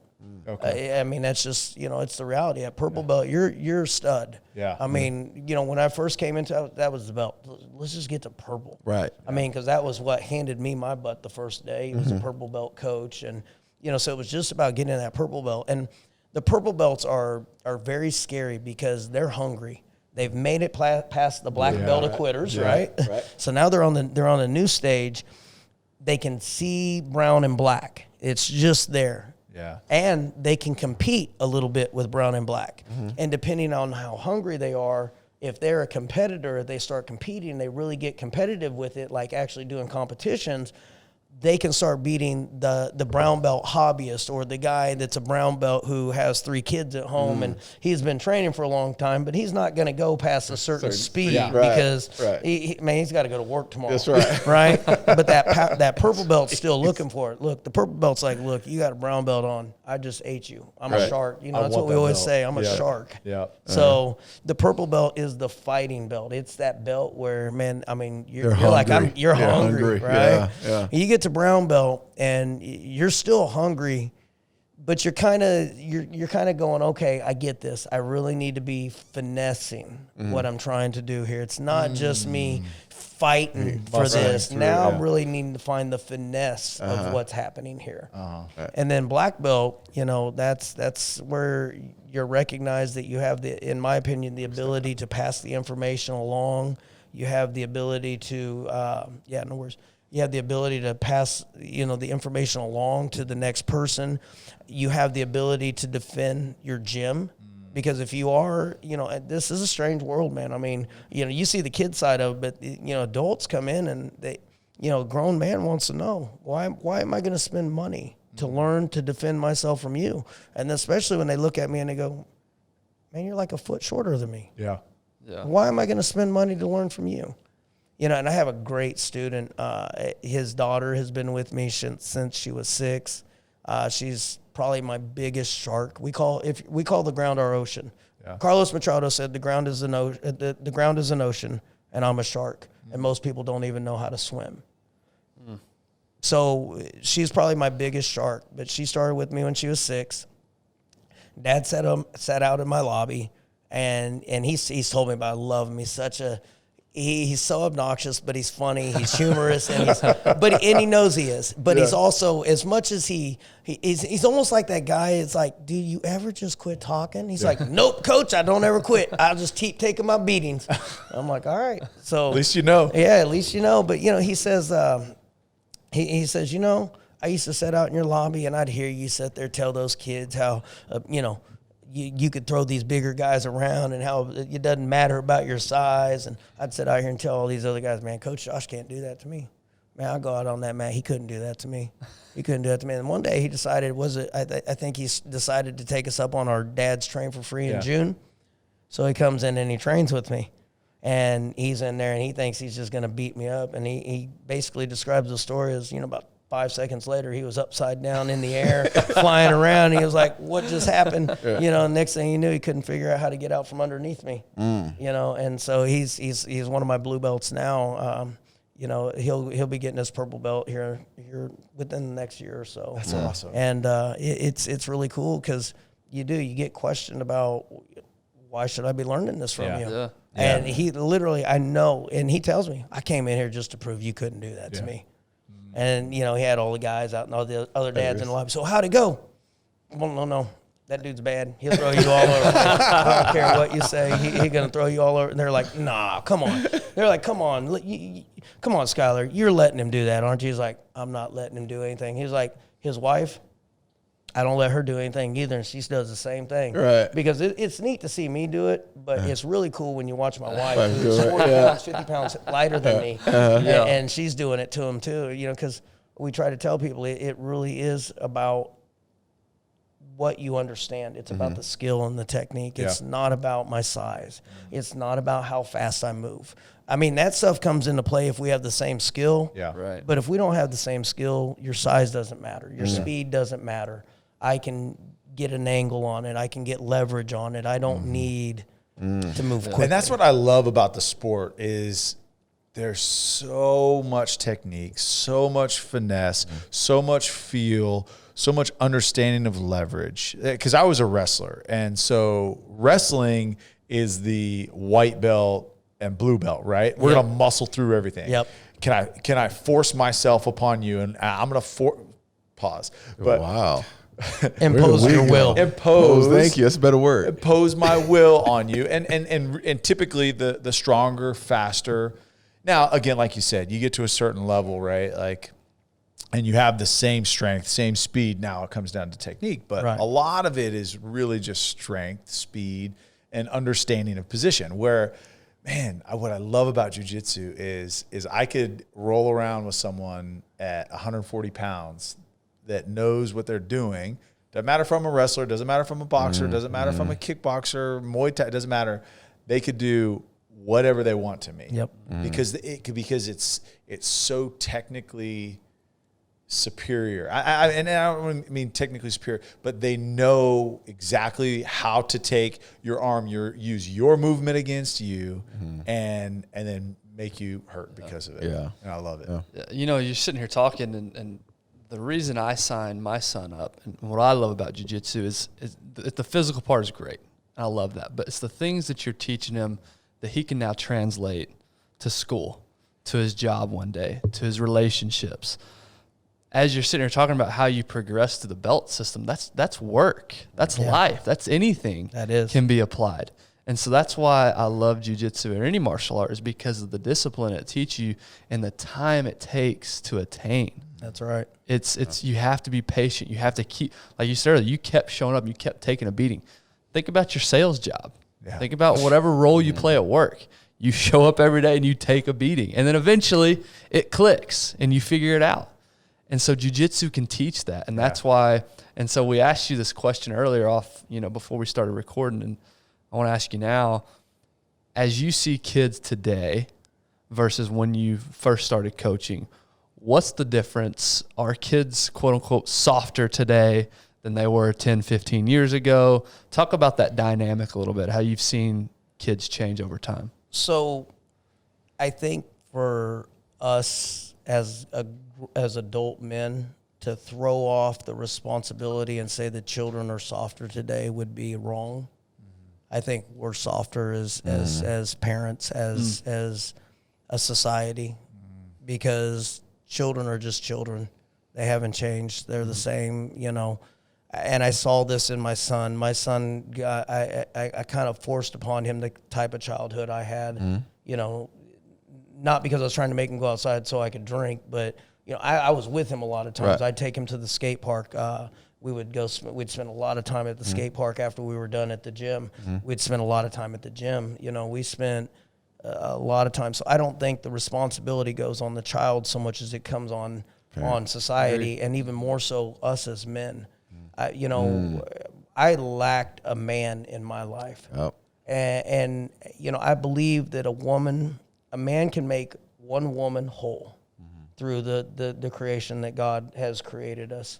And I believe after that man can also make the difference. He can make his daughter believe she is the princess and that she should have standards and that she's worth something. I believe that comes from the dad. And I believe that same thing. I think every girl wants to be taken off into an adventure, and I think every boy wants to be the knight that saves the girl. Yep. Right? And so I think we as men can do a better job to help make our children more who we want them to be. I don't think the children are softer. I think the way we deal with things are softer. And it is. Part of it is we want to try to knock down some of the challenges we dealt with as kids. Some of those challenges that I dealt with didn't need to be there. Yeah. For sure. Right. But some of them did. Kids are always going to, it is human nature for us to be aggressive. It is in us. I mean, you take us back to the days when we were living in caves, we had to be aggressive. We had to fight for what was ours. We had to protect what was ours. That's ingrained in us. That's part of who we are at the core. To try to say that doesn't exist is not good. And then what ends up happening, and I tell this to the students, I see kids nowadays. When I was a kid, nobody wanted you fighting, but everybody said, hey, you're a kid. This is the time to be fighting. Right. You're not going to get in trouble right now. When you're 18, you go to jail for this. Nowadays, we restrain that aggression. And so what happens is when a kid finally breaks loose and lets the aggression go, it's an explosion. It's an explosion. It's a real problem because they've never had an outlet. I describe it as we all have a lion in a cage. And that lion is going to come out. Yeah, now, either you train that lion, you let that lion out of the cage and you train him, or you don't. And one day when that lion gets strong enough and it breaks out of that cage, well, then you're going to have a real problem because nobody knows how that lion's not trained. And I was that lion. I had not been trained. So when that lion came out of that cage, I was very out of control. So I think with kids nowadays, I think if we as dads would take the time to really sit down and talk to our children about what is really going to be expected of them in this world. I get it. It doesn't necessarily have to be the 9 to 5 that we grew up with. We get it. That doesn't necessarily exist in this world anymore. Okay, so we don't have to explain to them, you're going to have to go to work every day from 9 to 5, but we can impart upon our children what they're going to have to deal with in life. Look, you're going to have to support your family. You're going to have to find a way to do it. And I'm not saying you can't sit on your butt and do it on Instagram or whatever, because clearly there's a lot of millionaires that do that stuff. But then we got to talk to them about longevity of life. Everybody wants to live longer, but what does it really take to live longer? Well, it takes physical health. It takes, it takes taking care of ourselves physically. And I think everything starts with your temple. If you don't take care of your body, man, your mind's not going to be right. If your mind's not right, man, the rest of the world's just going to turn on you. So I think as men, we could teach our children, what's expected of them. Yeah. I feel like a lot of people don't want to tell their children what's expected of them. We want to let our kids have fun all the time. And hey, kids need to have fun. Yeah. But man, what's fun? Something you're good at. How do you get good at something? You spend time in it. I mean, I'll be honest. I mean, think about it. You think about if you've ever played a video game before, and it was good enough that it got you hooked on it, but it had a challenge to it that made you keep coming back to do more. And the better you got at the video game, the more fun that game became. Yep. Well, man, physical things are the same way. Martial arts, Preach. jiu-jitsu, baseball, football, it's all fun, but it's more fun when you get good at it. Yeah. I mean, it's cool when dad throws the pass to you, you catch the ball, and you run into the touchdown or whatever. But the better you get at that, hey, man, did you see me juke that guy? Hey, did you see me step on that guy's back as I was running in? Hey, did you see me hit that home run? I mean, you start getting better at something, it becomes more fun. Yes. Right. And sometimes we don't push our children. Our children come to us and they say, I don't want to do that. I'm bored tonight. I'm bored with it. I don't want to do it. And the reality is they're just like every other human being. They're in the middle of doing something else and they don't want to break from that. Right. They don't want to break and go reset and restart again. And as parents, we've got to go, hey, I know you are bored with class, and I know you're in the middle of playing your video game right now, or I know Jimmy's come, you want to go play with Jimmy or go to the pool with Jimmy, but look, you always have fun. You always come out of there with a smile on your face. You're always happy you went afterwards. We're going to go ahead and go. Get ready. And I don't care how much fighting they do, because the reality is as parents, it's our job to remind our children what they don't remember. Right. I mean, that's what we have to do. We have to constantly tell them, hey, put the seat down. Hey, brush your teeth. Hey, put your clothes on. We're in the habit of doing that, but we're not in the habit of saying, look, I know you're fighting about this, but you have fun every time. I know that you always find joy in your heart after you do this. I know this is going to make you a better person in the long run. I know that in life you're going to need to learn how to deal with this situation, and this is going to provide that for you. And so go ahead and get dressed and let's go. Right. I think it's our job to continue to remind our kids about the sports and the activities that they do, that they loved it. Right. And then what I always say is we always find the time to quit. And I think you mentioned this earlier. We always quit. I think you said something different, but when we quit, the reason people always want to quit is because in my opinion, the reason everybody starts wanting to try new activities, try new sports, because the biggest thing is, well, we want to try baseball for a little bit, or we want to try football for a little bit. And it's like, okay, why is the kid getting bored? I've noticed he's been struggling. It's getting hard for him. So he goes to mom and dad and he convinces them he's bored. He's convinced, he wants to try baseball because he knows kids are smart enough to know that our parents want us to do something. So they're like, you know what? I'll negotiate out of this into this. Yep. And it'll be fun because this. And then when they get into that, they'll, oh man, this is getting hard again. Yeah. I think I want to try football. Dad really likes football. I'll hit football up now, And so we'll negotiate. And I think that's what really starts happening to our kids is they're smart.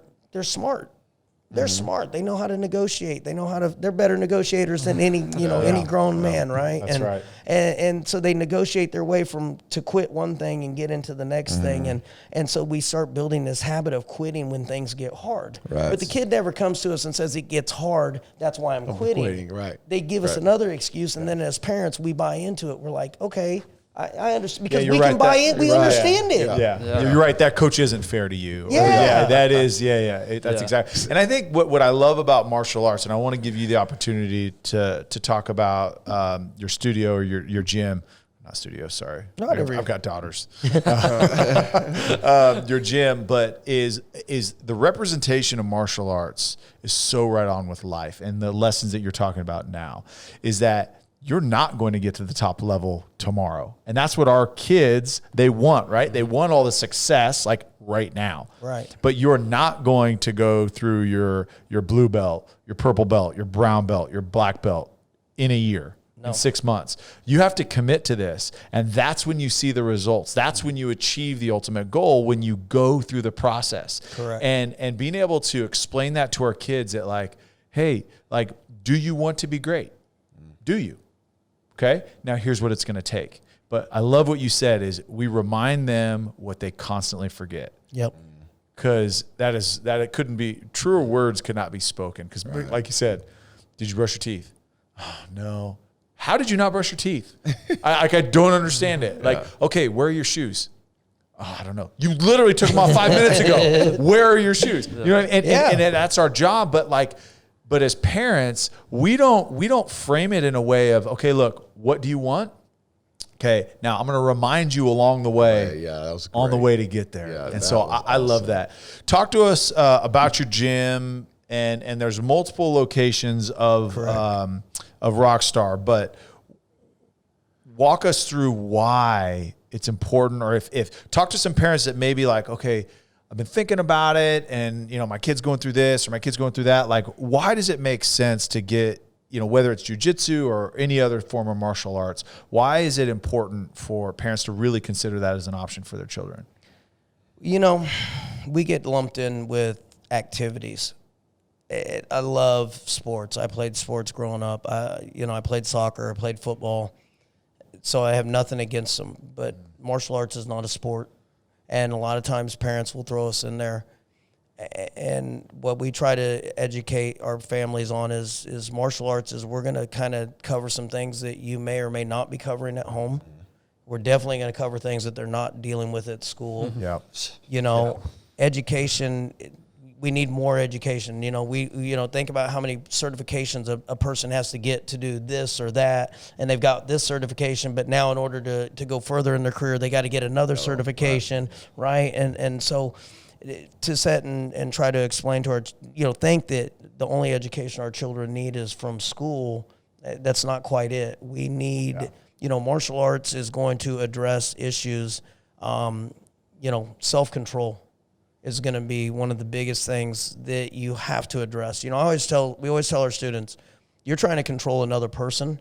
Before you can control another person, you first need to learn to control yourself. Yeah. So you're going to learn self-control. You're going to learn discipline. You're going to learn that there is a progression here. In football and baseball, I guess the progression is you go from being the guy that was on the bench to you've gotten better, and now you're the guy starting the game. Mm-hmm. But other than that, there's not this progression system like there is in martial arts. And the progression system is going to teach you about commitment. Yeah. They're going to teach you about sticking with stuff. Because you said it, and that's the words I use, great. Do you want to be great? If you want to be great, then here's what it takes. It takes doing everything that you're doing right now in front of everybody, but also when everybody goes home, continuing to do it. When nobody else is around watching you, when nobody else is cheering you on, you've got to be willing to do this then. Because there's not going to be anybody there, and you got to be willing to go that extra time. So I love the how you said that, because that's exactly what it is. Do you want to be great? And the martial arts is going to teach you about that commitment. Yeah. And one thing I know about every black belt in jiu-jitsu I've ever met, and I don't lump because most martial arts nowadays you can go get a black belt, in about 3 years. And it I call them paper tigers, right? On paper they're a tiger, but they can't fight themselves out of a wet paper bag. And that's, and it's a business. Yeah. And I'm not saying jiu-jitsu isn't a business, but it is providing a real martial art. Mm-hmm. If you will stick with it, if you will earn your black belt in jiu-jitsu, at the very least, you will know how to protect yourself from somebody else. Yeah. Yeah. But I'm pretty sure, and I've not found anybody, that hasn't along the journey made friends for life with some people. Yeah. They've built up some relationships there. Most of them are pretty humble guys. Yep. They're usually the guys that are trying to help. They're usually the guys that are trying to be at the front of the pack and be a good example. I'm not saying that there's not bad seeds. There's bad seeds in everything, and that comes down to each individual heart. But what it took to get to the black belt in jiu-jitsu, you've learned a lot of life lessons. Yeah. You've not, you didn't skip lessons. You've got your ass kicked off. Exactly. Yeah. And Yes. you've learned You that learn from- that's what it took. Yeah. Right. And my son, Ben has a 4-year-old. I have a 5-year-old that's in Gracie Academy in Dallas. Okay. And they go Monday through Thursday, then Saturday. Right. And I think the first thing, and this has been going on for about a year, close to a year. The first thing I noticed was the discipline. Is when he walked on the mat, he bowed to the mat. Like they teach you like the simplest things, even to the point where you have to put your shoes on away. When you get there, you put your shoes under the bench, and then they allow you to be the independent side of him started to show first. Right. And then it was the want to, like he wants to go. He and I'm not going to stop him, man. It's. But here's my thing, and I want to talk to you about. Here's a question I have for you. So I went, and this is just me being transparent. Sure. So Professor Antonio, who leads that gym over there, said, "Hey, look, your son's in there. Why don't you come in, right?" Right. And this is just me. I'm like, dude, I've gotten my ass kicked enough in football, right? Right. I'm not trying. And I looked at every excuse. And my son is sitting right there like he's just looking at me. Don't embarrass me. I've thrown every excuse on my left shoulder. I got to get surgery on my left shoulder. He's like, we'll work around it. He's hey, we'll work around all that. Don't worry about this and this and that, right? How important do you feel it is for dad or mom to be taking the courses with their, not actually with their kids, but being involved with jiu-jitsu as well? Well, I think it kind of goes back to what I kind of said earlier. You can always direct your children through your speech and how you feel about something to get them to do it. You know, your son's sitting there watching you make every excuse, right? And you're like, man, what kind of? I'm noticing, right? Because you are who you are to people my age, right? But who are you to your son? You don't know who he doesn't know that guy. Nor does he give it It doesn't down. mean anything to him, right? So I think for me, I always tell people this is one of the luckiest things I ever did in my relationship with my son. It's one of the luckiest things I ever did because he and I bonded over it. You know, literally I looked at him today at 11:30, and this is the cool thing. My son's 23 years old. You know, how many 23-year-olds are usually out hanging out with their dad? But every Friday, my 23-year-old is on my mat with me. And I looked at him today, I said, look, dude, I don't have the energy for you today, so I'm not wrestling with you. He goes, don't worry, Dad, I don't have it for you either. So, but how many people get to have that conversation with their son at 23 years old? That's a great point. Yeah. You know, and so I'll tell you, back in November, my son and I were wrestling, my wife and my son's wife and our female coach and then our other male coach, Coach Michael, they were all just kind of sitting along the wall. Everybody had left our open mat, and it was just me and my son wrestling. And, you know, my son, we hear this. And my son goes, ah! And I'm like, what did I do? What did I do? He's like, he's pointing at me. He just broke my leg. I didn't even know. Damn. I was looking at him like, why are you stopping? Why are we done wrestling? You know, but you know, I'm just trying to give you a perception of the relationship my son and I. Okay, no, you just lost me. Yeah. You are crazy, sir. Just lost Not only my shoulder, now my leg hurts. And my back. My booty hole just clenched real quick. But it was literally a noise like that. Oh and there's a my picture up on gosh. our TV of right When before was it this? happened. This was November.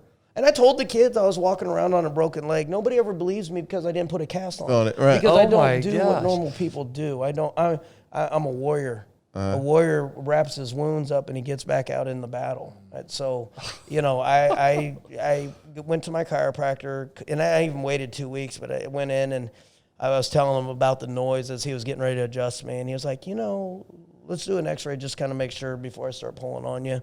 And he looks at it and he goes, oh, yeah, it broke completely through, but it's reset itself, so you're good. I was like, well, should I get a cast or anything? He's like, nah, just, be careful with it.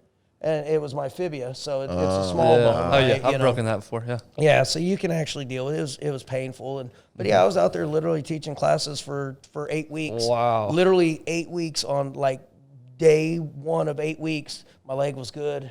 and it felt powerful. I was back to being good again, but man, I was out there teaching from, November, December, January, I was teaching with a broken leg. Wow. And, most people, but to go back to your question, that's the relationship my son and I have now at 23. We're wrestling each other. We get to spend this time on the mat. My son actually runs our North Prosper location. Him and his wife are running that as well. And, so to ask, should a parent be in it? It's a way of building a relationship. It's another thing. And man, I'm telling you, there's something about beating each other up. And, you go through that with your children. They're going to test you. Right. Every boy's going to test his father, right? My son didn't do that so much.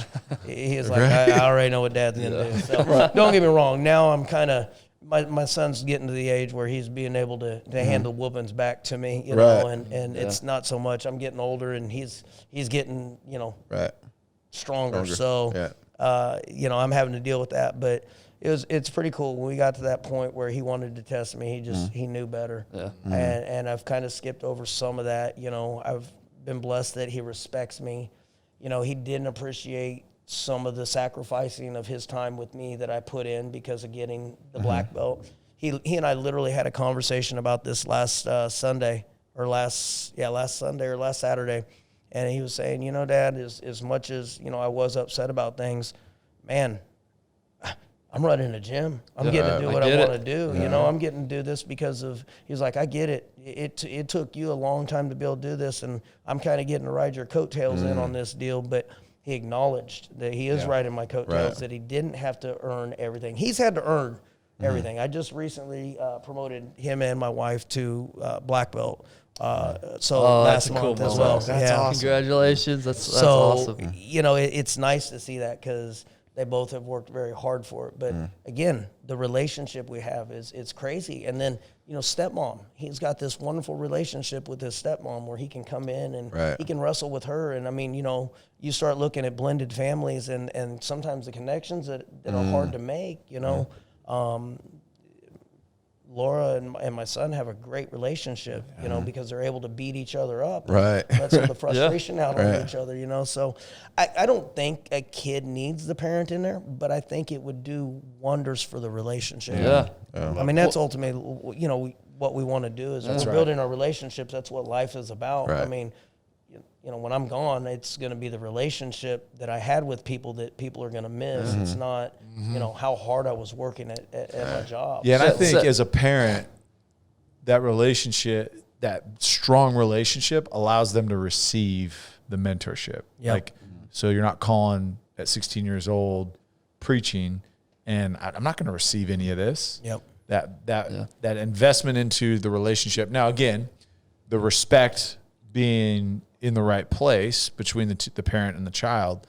But I think that's what allows kids to receive that parenting from their parents. It's the element of struggling through something together.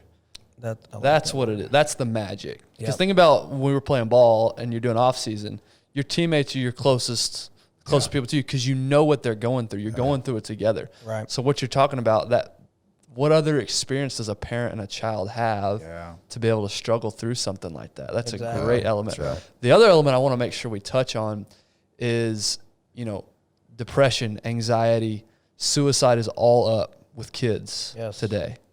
And the ability to be able to work through a difficult situation and how that maybe doesn't cure it completely, but how that helps with anxiety.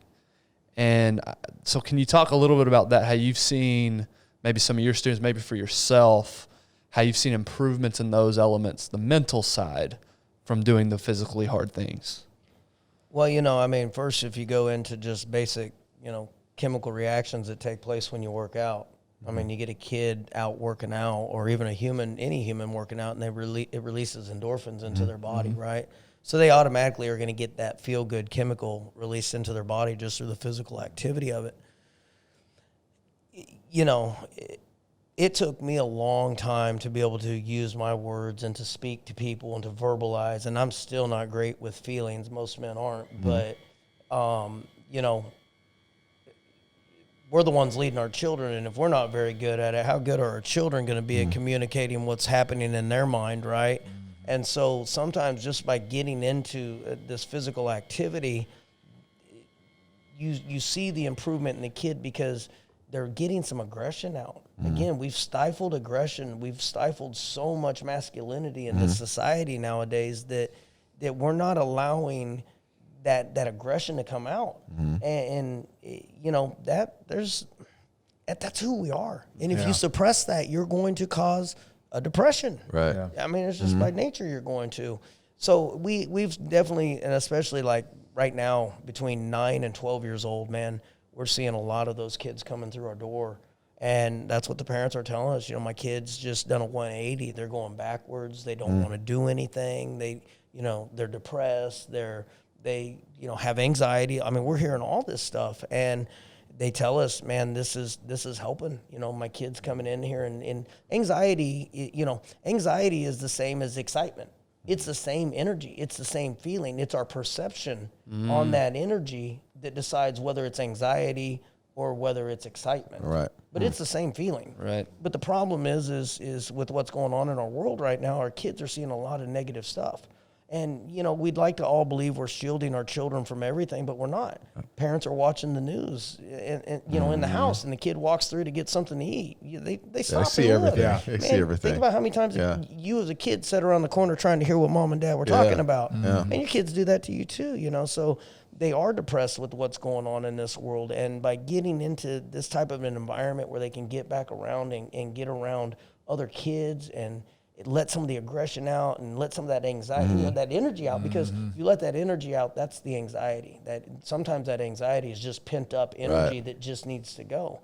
Me personally, if I get anxiety, I pray, and then if it's still there, I try to go wrestle. Right. Because when it's all said and done, you forget everything in life when somebody's trying to choke you out. Right. That's true. Isn't that amazing? Nothing else matters. Nothing else matters. Like survival skills. Yep. So That's great. No, I love that. Anxiety and excitement are the same thing, just how you perceive it. That's so good. Man, we could keep you here all night. I could talk all night. We don't want to keep you more. Couple of last things and then our big finisher. Sure. Number one, obviously, I'm going to say if you're in the Prosper area, go check out Coach Josh at Rockstar Martial Arts. And Darren, I'm sure you'd say the same thing about where your son goes. But if somebody's not obviously in the Dallas-Fort Worth area, what do they need to look for? And they want to get their kids involved.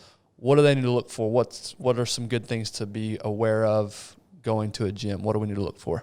Number one, this is funny you asked that. Everybody always wants to call up, and the very first question they ask, how much does it cost? I get it. We all have finances. But first off, are you calling for yourself or for your child? Oh, I'm calling for my child. So are you really trying to find the lowest bidder for your child here? Let's be honest, that's the wrong question to ask. I'm not saying it's not an important question. Finances are always important. Go try the class out. I've met some smooth talkers. They can tell you everything, and man, it sounds beautiful. And then you get in there and it's nothing like they said. So talking to somebody on the phone doesn't give you a perspective of what you're paying for or what you're learning. What you're paying for, cost doesn't matter until you know what you're paying for, right? If I tell you this is $5 and it's worth 10 cents to you, you're not giving me $5. It doesn't matter whether you can afford it or not. What matters is what you're getting. So if you're not in my area and you're looking for a school to go train at, go try it out, because you need to find out, is the environment one that I feel safe in? Is the environment one that I want to be in? Do I want to spend my time there? Because if you're going to pursue this journey, it is a journey. It's not, I always giggle inside when somebody says, I'd like to learn a little bit of jiu-jitsu. Why? What for? I mean, because if you only learn a little and then you quit training, the little's going to go away. In order to keep your skills, you have to continue to train. Anything you do, if you gain skills, physical skills, the only way you keep those skills is to continue to train. You're not going to be the world champion if you're not training like a world champion.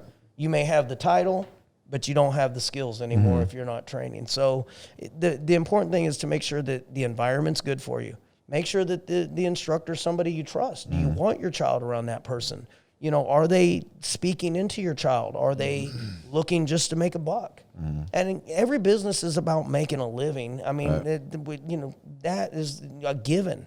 But is the person that's trying to make that living, are they trying to give back, or are they just trying to take? Right. For me, I've always tried to be, for every kid, what I needed as a kid. And you spoke wisdom into me when you said you were having a conversation with your 5-year-old self when I had that conversation with my son. Yeah. I mean, I'm going to go home and ponder that one for a while because that was deep. I'm like, wow, you're right.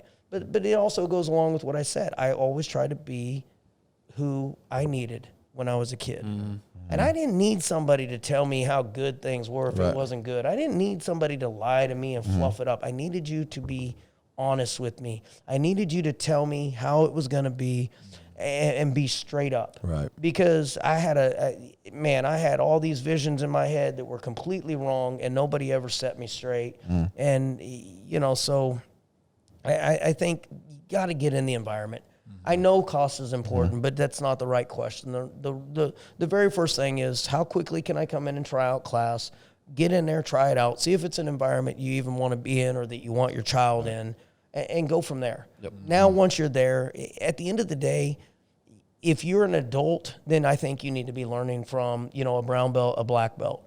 If you're a kid, man, you don't need a black belt to teach a child. You need a person with a good heart that's going to speak good morals into the child, because that's what the kid's going to take in. The skills are not going to catch on as quickly as the verbal moral lessons are going to catch on. So I'm very big about, you got to make sure the environment's right. I think that's the biggest thing, is just going in. And I hear people say, well, I don't want to go, I don't have time to run around and try out a bunch of different classes.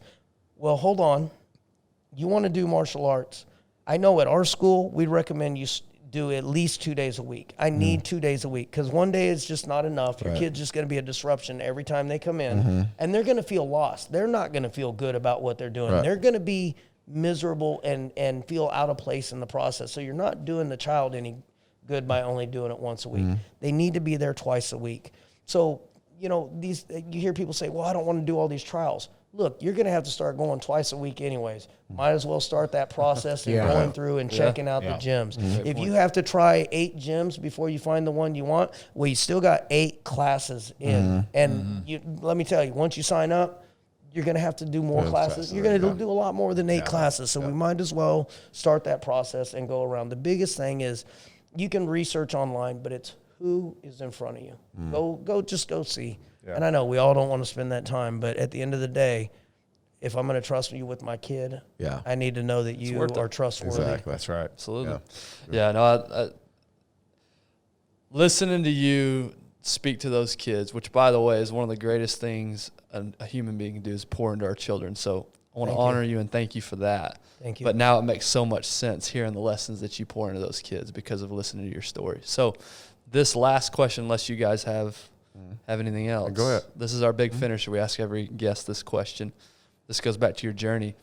If you could go back to any point in your life and just tell yourself one thing, doesn't necessarily mean you go change anything, but if you just go tell yourself one thing, where do you go and what do you tell yourself?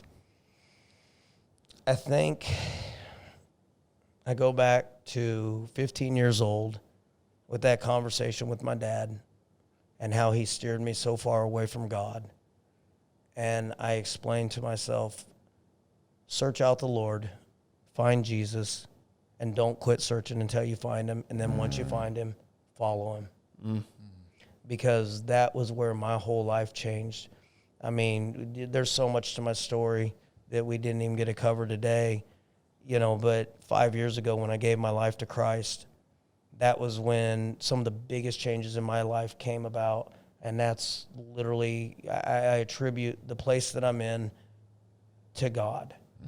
I have this place because of God, and I tell you what, it didn't look like it, because I was training at a guy, who He fought Pride, which was the Japanese version of the UFC. Eventually got swallowed up by the UFC because of whatever issues happened. And but he fought Pride. He fought UFC. He fought way back like UFC 34. So we're talking way back in the beginning. This guy, he taught me a lot of skills, and man, I had an awesome training environment. And even nowadays, I didn't get my black belt from him. I was supposed to. Some political gym politics got involved, and I got kicked out of his gym by him.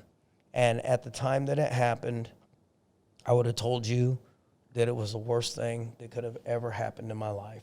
It was a big pivot point, and literally I had to look at Laura and I had to ask, figure out what are we going to do? Because at this point, I had been training for 13 years.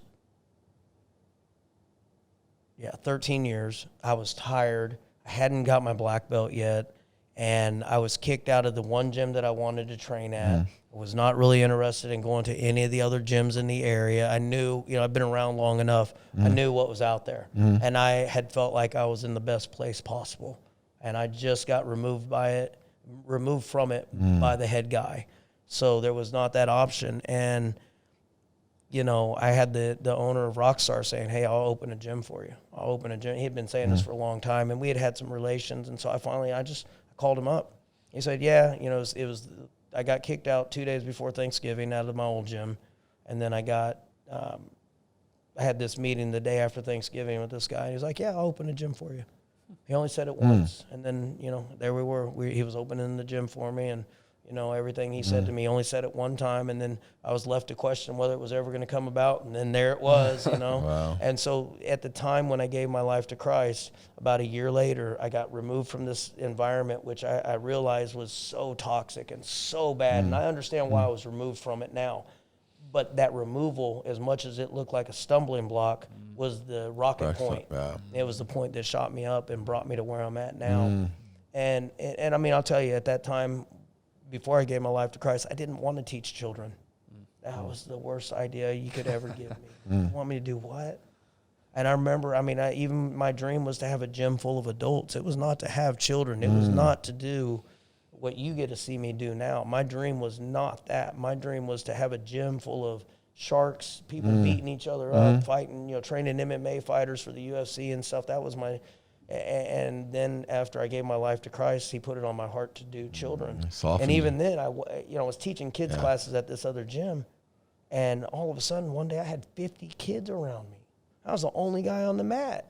I didn't understand what was going on. I didn't understand where all these kids came from, but all of a sudden I started getting personal messages from parents about the messages that I was speaking into them. And so I think I would tell my 15-year-old self, look, what he's talking about is nonsense, but you need to find the real man, right? The real God, because I promise you, your life will change. Oh, man. I love that. Awesome. I love it. That's a great way. I know, again, we could do a whole other episode it, from then on. Absolutely. But, man, we really appreciate you sharing your journey and your story and everything that God's doing with you now, and the impact that you're making on the community up in North Dallas. And so thank you for that. Absolutely. I'm grateful to have been here, guys. This is wonderful. So I fun. appreciated it. Thank you. Appreciate you. Well, those of you, make sure to follow us on all social media platforms, The Darren Woodson Show, Instagram, Twitter. I guess we're on the TikTok now. I don't know. On the TikTok. On the tickety-tock. Are we on the Google too? We got to do our dance. Are we on the We're always on Coach Josh, you got to join us for the dance. Oh, We'll be on the Google soon, apparently. We're being told by Elizabeth. But, yeah, make sure to share. As you hear this episode, go check out a martial arts, Rockstar, if you're up north or in the Dallas area. I guarantee you it will change your life. Yes. I guarantee it. Yeah. Yes. Thank That's you, why Josh. Darren, that's why Darren man. and I are I appreciate joining. you guys having me here. Yeah. Thank y'all. Thanks, guys. Thank you.